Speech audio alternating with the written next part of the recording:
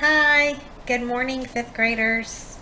This is Miss Johnson, and I'm going to be doing our read aloud for today. And this is the book that we're going to read. It's called America's Champion Swimmer. And this is a nonfiction book to go along with our nonfiction text.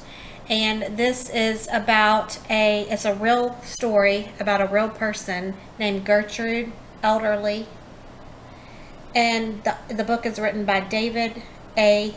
Adler. So as I read this book, fifth graders, I want you to think about it being nonfiction and that we're reading books that are factual, contain information. And this week in particular, we are learning about text structures and the way that the author builds the text and the way that they want to best share the information that they're giving. So I'm going to read you this real story about a girl that happened a long time ago, a little over 100 years ago. In 1906, women were kept out of many clubs and restaurants. In most states, they were not allowed to vote. Many people felt a woman's place was in the home. But Gertrude Elderly's place was in the water. Gertrude Elderly was born on October 23rd, 1906. She was the third of 6 children and was raised in New York City, where she lived in an apartment next to her father's butcher shop. Her family called her Gertie. Most everyone else called her Trudy. And so I'm going to stop right there. I want you to pay attention to the way the author is building this text as they're giving us dates in 1906, and then they give us the birthday, October 23rd, 1906. So as I read, I want you to pay attention to the author giving us information in the form of time order.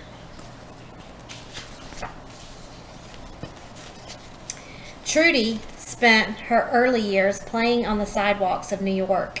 It wasn't until she was 7 that she had her first adventure in the water. While visiting her grandmother in Germany, Trudy fell into a pond and nearly drowned. After that near disaster, Trudy's father was determined to teach her to swim. For her first lesson, he tied one end of a rope to Trudy's waist and held on to the other end. He put Trudy into a river and told her to paddle like a dog. Trudy mastered the dog paddle. She joined her older sister Margaret and the other children in the water and copied their strokes. Soon, Trudy swam better than any of them. You guys can see my dog there in the background. From that summer on, it was hard to keep Trudy out of the water. She loved to swim. At the age of 13, she became a member of the New York Women's Swimming Association and took lessons there. At 15, Trudy won her first big race. The next year, she attempted to be the first woman to swim the more than 17 miles from Lower Manhattan to Sandy Hook, New Jersey. When Trudy slowed down, her sister Margaret yelled, "Get going, lazy bones!" And Trudy did. She finished in just over 7 hours, and she beat the men's record. People were beginning to notice Gertrude Elderly. Newspapers described her as courageous, determined, modest, and poised. They called her the most perfect swimmer. Trudy's mother said she was just a plain home girl. In 1924, this plain home girl was good enough to make the U.S. Olympic team. Trudy won 3 medals at the Games in Paris.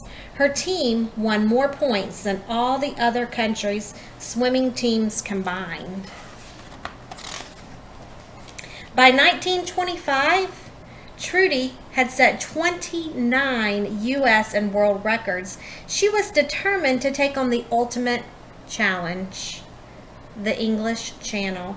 Many had tried to swim the more than 20-mile wide body of cold, rough water that separates England from France. But only 5 men and no women had ever made it all the way across. Many people were sure Trudy couldn't do it. A newspaper editorial declared that Trudy wouldn't make it and that women must admit they would remain forever the weaker sex. It didn't matter to Trudy that people said or what they wrote. She was going to swim the channel. And so I'm going to stop right there. I want you to think about how that must have made Trudy feel. She was living in a time that women were really expected to not do the same things that men did. And things have changed a lot in the past 100 years. But for her at that time, she really was not able to women weren't able to do the same things that men were. Early in the morning, on August 18th, 1925, Trudy stepped into the water at Cape Gris-Nez, France, the starting point for the swim. For almost 9 hours, she fought the strong current. Then, when Trudy had less than 7 miles to go, her trainer thought she had swallowed too much water and pulled her out crying from the sea. Trudy did not give up her dream. She found a new trainer, and a year later, on Friday, August 6, 1926, she was ready to try again. Trudy wore a red bathing cap and a two-piece bathing suit and goggles that she and her sister Margaret had designed. To protect her from the icy cold water, Margaret coated Trudy with lanolin and heavy grease. The greasing took a long time. Too long for Trudy. For heaven's sake, she complained, let's get started. Finally, at a little past 7 in the morning, she stepped into the water. Gee, but it's cold, Trudy said. Trudy's father, her sister Margaret, her trainer, and a few other swimmers were on board a tugboat named Alsace. The boat would accompany Trudy to make sure she didn't get lost in the fog and was safe from jellyfish, sharks, and the channel's powerful currents. There was a second boat, too, with reporters and photographers on board. As the Alsace bobbed up and down in the choppy water, Margaret wrote in chalk on the side of the boat, "This way, old kid." And she drew an arrow that pointed to England. So you can see her swimming in the water. You can see Trudy swimming in the water, and then you can see her trainer and her sister and her father on the boat.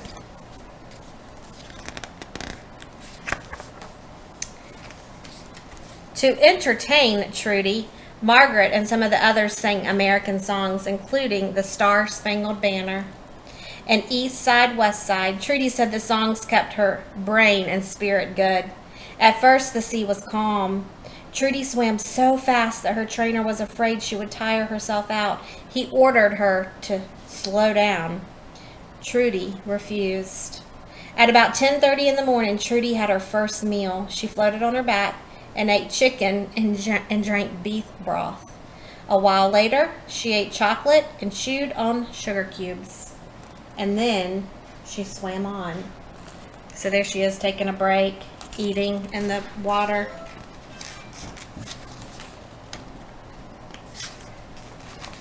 At about 1:30 in the afternoon, it started to rain. A strong wind stirred the water. For a while, Trudy would swim forward a few feet, only to be pulled back twice as far. By 6 o'clock, the tide was stronger. The waves were 20 feet high. The rough water made the people aboard the Alsace and the newsboat seasick. Trudy's trainer was sure she couldn't finish the swim. He told her to never give up. No, no, Trudy yelled over the sound. No, he told her to give up. Sorry. No, no, Trudy yelled over the sound of the waves. She kept swimming. In the next few hours, the rain and wind became stronger and the sea rougher. At times, the rough water pulled the boats away, out of Trudy's sight. She was scared. It was eerie being out there, all alone. So although this is a story, boys and girls, this is a true account of something that happened. And so that's why we call it nonfiction. So let's read to find out if she was able to make it. Now Trudy began to have trouble kicking in the water. When the Alsace came close again, Trudy said her left leg had become stiff. Her trainer was frightened for her. He yelled, "You must come out."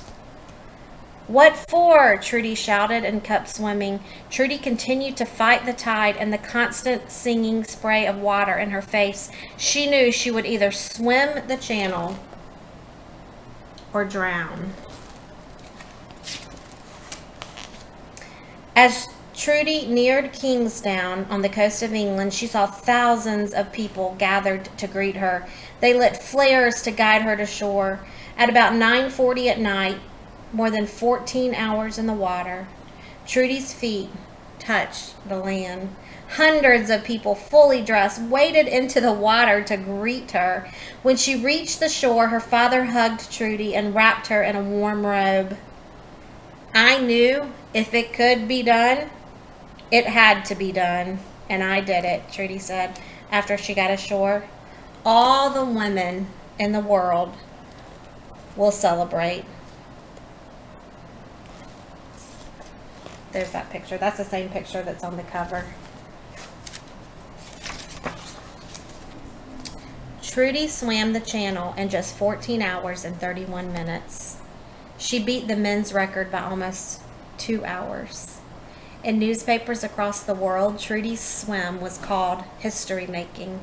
Reporters declared that the myth that women are the weaker sex was shattered and shattered forever. Trudy sailed home aboard the SS Berengaria. After 6 days at sea, the ship entered New York Harbor.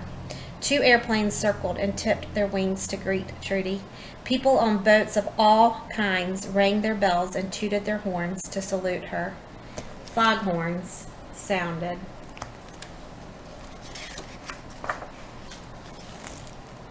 Trudy climbed into an open car for a parade up Lower Broadway. An estimated 2 million people, many of them women, stood and cheered. They threw scraps of newspaper, ticker tape, pages torn from telephone books, and rolls of toilet paper. When her car arrived at the New York City Hall, Mayor Jimmy Walker praised Trudy for her courage, grace, and athletic prowess. "American women," he said, "have ever added to the glory of our nation." President Calvin Coolidge sent a message that was read at the ceremony. He called Trudy America's best girl. And she was.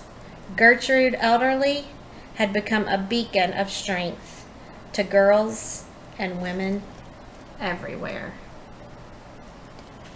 So I want you to think, in closing, I want you to think about how there were a lot of time order words and how the author chose to best get this information across by telling us the events that happened in time order. So I hope you enjoyed this book, America's Champion Swimmer. Thanks for listening.